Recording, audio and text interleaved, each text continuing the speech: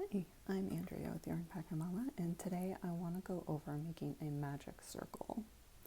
You will see a magic circle in patterns that are working in a round, and a magic circle allows for a really nice tight center, whereas an alternative magic ring where you're using chains and then working into the chain at the slip knot, that can typically leave a more open center, which can be sewn tightly, but a magic circle you can just pull tight right away.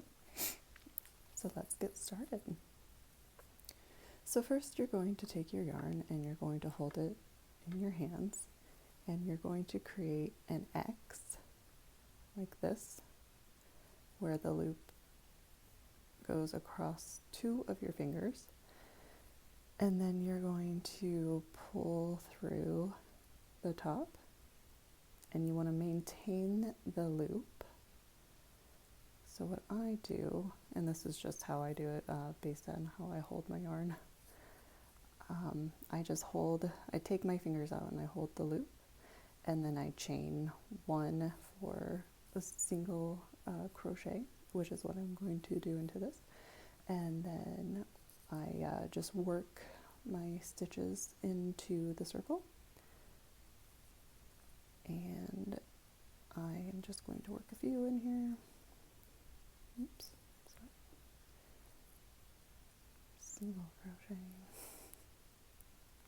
And once you get that first chain established, it's much easier to work in and not lose your loops or loop. And I actually read on, I think, Reddit once that this method is really just an open slip knot, because you work this initial loop the exact same way that you work a slip knot. And then at the end, so say you've worked into it as many times as the pattern dictates or as that you want, I like to take out the tail so that it doesn't get in the way, and then the longer strand that's still attached to, so the longer strand, and then your hook, you pull the tail, which is why I like to untangle it from the loop, and then it tightens it up really nicely. And then from there you just continue working in your round as the pattern dictates or as you please. For example, you just work into, that would be the chain one that I did, and just go along. And that's how you do a magic circle.